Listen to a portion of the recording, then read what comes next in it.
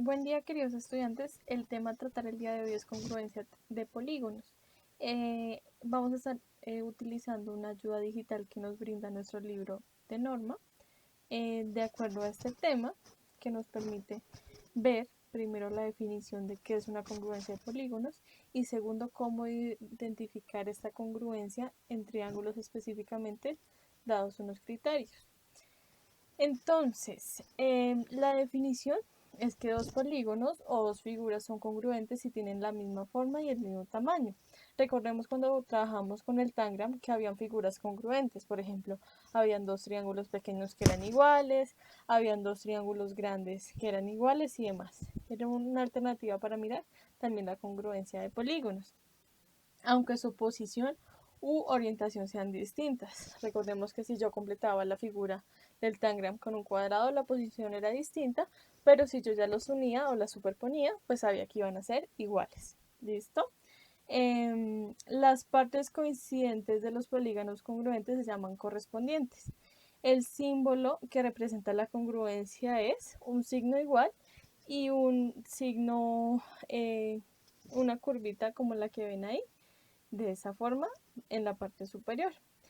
Ahora bien, cuando hablamos de criterio de congruencia de triángulos, vamos a tener tres casos. El primero se va a llamar lado, lado, lado, donde me indica que dos triángulos son congruentes cuando los tres lados correspondientes son iguales.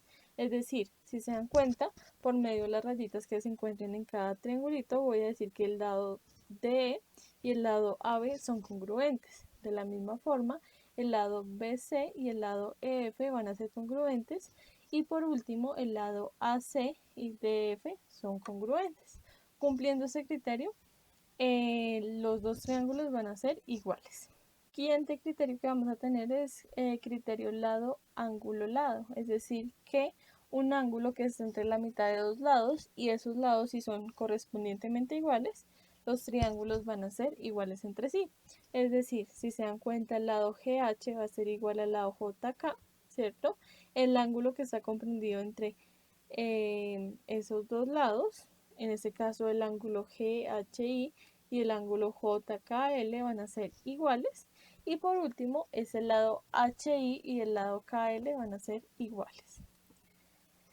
Ya el último es el criterio de congruencia ángulo-lado-ángulo, es decir, que un lado que esté entre dos ángulos y esos dos ángulos sean iguales, pues los triángulos van a ser iguales. En este caso, este ángulo que es OPQ y este ángulo que es RZT van a ser iguales, y en este caso el ángulo PQO y el ángulo ZTR van a ser iguales, y vemos la congruencia por estas dos lineecitas que indican que ese lado va a ser igual. ¿Listo? Ya por último, vamos a ver como conclusiones que es necesario siempre que se tenga la misma forma y el mismo tamaño, aunque su posición u orientación en alguna imagen o alguna figura sean distintas, no importa.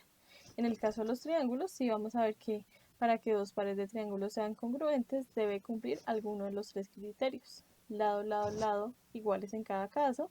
Lado, ángulo, lado, siempre y cuando el ángulo esté comprendido entre los dos lados iguales. Y por último, ángulo, lado, ángulo, donde ese lado también tiene que estar comprendido entre esos dos ángulos iguales. Para la actividad del día de hoy quiero mostrarles un término que se llama teselado y es la repetición de una o diferentes figuras geométricas de manera repetitiva.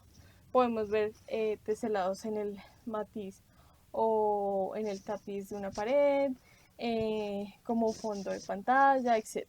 La gracia es que ustedes puedan hacer el teselado que ustedes quieran. Para realizar un teselado es importante que se mantenga una o varias figuras de acuerdo a cómo lo vamos a ir mirando. En este caso veo la repetición de la misma figura, es decir, la congruencia de un triángulo en diferentes colores como ustedes lo deseen. En este caso veo la congruencia de hexágonos, donde voy a utilizar siempre la misma figura, pero voy a jugar con los colores. En este caso ya tengo más figuras, voy a tener hexágonos, voy a tener cuadrados y voy a tener triángulos. ¿Listo? Pero todas las figuras, de acuerdo a su tipo, van a ser iguales o van a tener el mismo tamaño. O si no, el teselado no va a funcionar. Y aquí otro también interesante, que también voy a tener cuadrados y triángulos de diferentes colores, pero siempre del mismo tamaño. Es importante siempre, siempre, siempre que se maneje el mismo tamaño. En este caso voy a tener paralelogramos y demás. Yo lo puedo realizar en una hoja cuadriculada para que se me facilite encontrar los lados iguales. Aquí les muestro un teselado realizado de forma más digital. Entonces, donde vamos a tener un triángulo equilátero y con él vamos a formar un hexágono. Si quiero ya completar mi teselado, que se dan cuenta que es una hoja prácticamente completa, pues voy a mirar la distribución de esas figuras, donde también voy a mirar que los colores juegan un papel muy importante. Si se dan cuenta, voy a tener 6 triángulos en cada vértice. Si se dan cuenta, aquí voy a tener, por ejemplo, un vértice, voy a tener 1, 2, 3, 4, 5, 6 triángulos. En este caso voy a tener otro vértice y voy a tener 1, 2, 3, 4, 5, 6 triángulos. ¿Listo? El triángulo, en este caso, que es la figura que yo escogí, debe cubrir todo el plano. Si yo necesito ampliar la figura, pues lo realizo. Si necesito devolverme, pues también lo puedo hacer. ¿Listo? Pueden buscar la palabra también en Google como yo lo estoy haciendo y van a encontrar diferentes tipos de teselados a realizar. Recordemos que el principio fundamental de este ejercicio es realizar figuras congruentes iguales. La figura va a quedar estéticamente bonita. ¿Listo? Quedo atenta a sus trabajos. Les recuerdo es tomarle una foto al teselado que ustedes hagan en papel. Puede ser una hoja cuadriculada con colores bien bonita y que la tienen que enviar por la sección de tareas. ¿Listo?